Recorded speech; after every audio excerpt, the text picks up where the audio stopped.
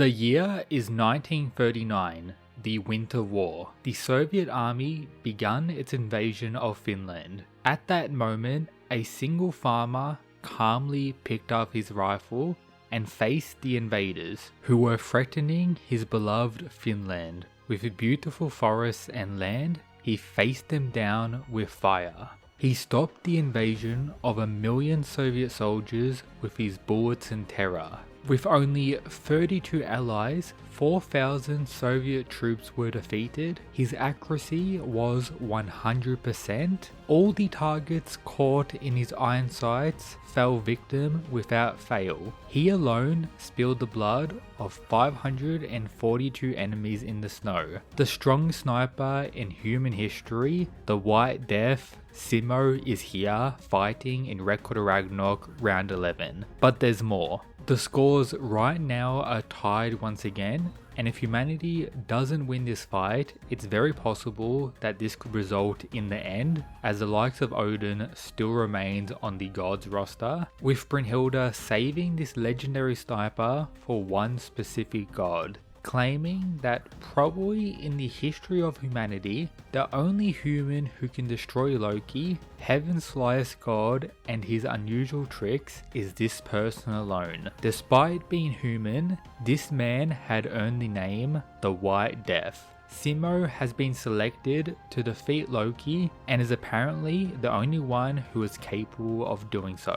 This is very important, as the gods claim that Loki's strength is something out of the ordinary, revealing that even if the enemy can surpass Loki in combat power, for some reason he's always the one left standing in the end, revealed as the faceless assassin, one who cannot be underestimated.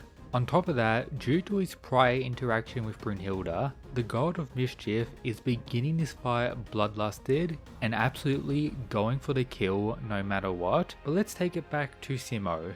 The first time we saw him in the story, we see that he's able to hide his presence to an insane degree, as his Valkyrie was not aware Simo was behind her until he began speaking. Likely very important as we get into the beginning of this fight, which brings us to the arena.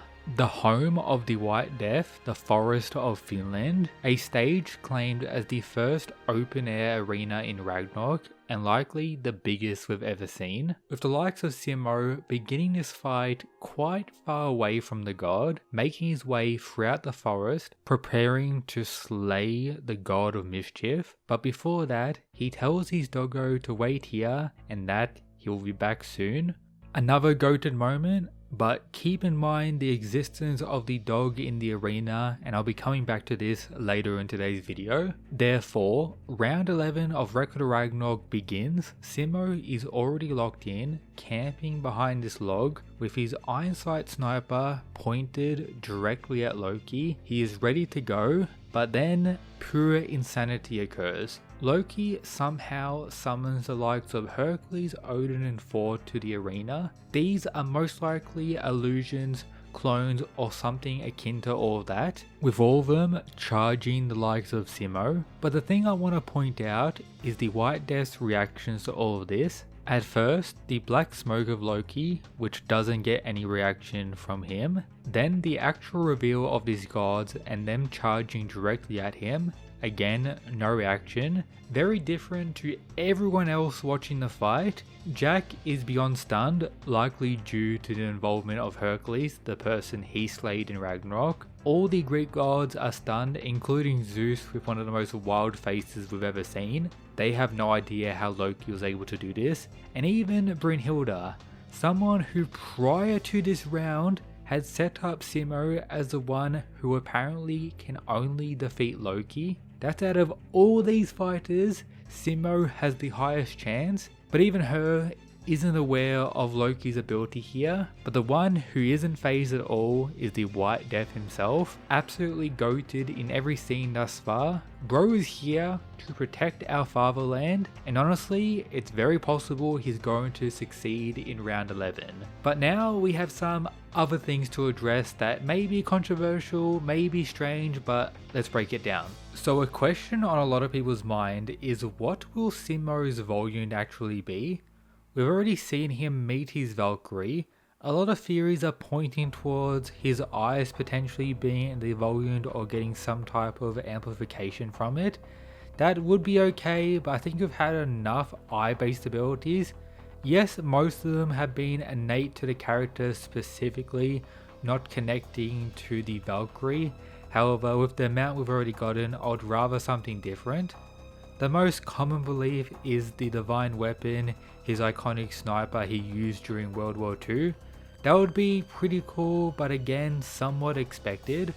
I've seen a decent amount of people mention the possibility that the dog could be the Valkyrie or what was used for the Volume that may play a role later in the fight.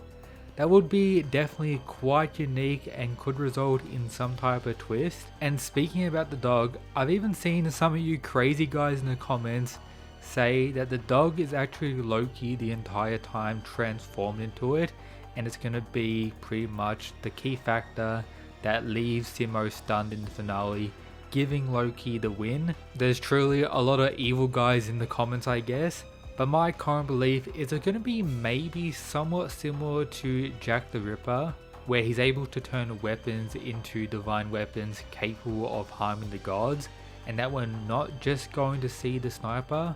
We know he used a submachine gun during the war as well, it wasn't just a sniper, and that may have been depicted in this panel, which is giving me that hint potentially. But let me know all of your other theories down in the comments.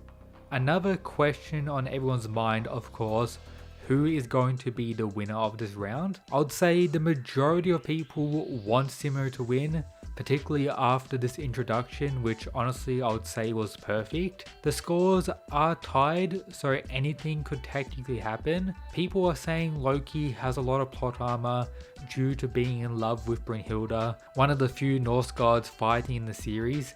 But with that said as well, him being defeated and dying would conclude his character arc and would be kinda depressing for a god, one who since the very start has been all out for the destruction of humanity, one of the most enraged when the gods actually lose as well. And speaking about the Norse gods, considering Thor has already won, having the next one fight lose does make sense as well. However, due to my personal bias, as many of you know, number 1 Rasputin Glazer here, top of the verse, hasn't been introduced yet but still rank 1. I want him to win no matter what, so sacrificing Simo to ensure a Rasputin victory may be the path I'm taking.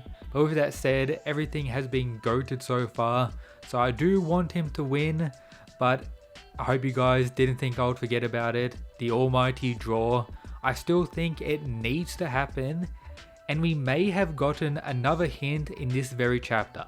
For example, at the start, we had the commentator say this: 5 victories for the gods, 5 victories for humanity. An advance and retreat, a seesaw game that puts humanity's survival at stake. There are no more than 3 rounds left. Since the very start of the tournament, we know it is meant to be 13 fights. The remaining gods are Anubis and Odin. But is he also considering this round as not officially beginning? Let me know what you think. It could be just some insane foreshadowing or confirmation that we will be getting another round. And for that to make sense, we kinda need a draw to happen. Am I coping? Probably, but I still believe it's a possibility. Maybe this fight will finally give us that. And that would also ensure Rasputin's victory more so potentially as well. But again, could be tripping. Let me know your thoughts and everything down below. I made this poll a few days ago. Not everyone agrees with me, more people on Simo's side, but the draw gang is indeed rising. And on top of all of that, Simo has already gotten 2 aura farming panels. Bro simply does not miss in every regard, and I am beyond excited for Ragnarok in 2025 and this round, which I believe is going to be peak.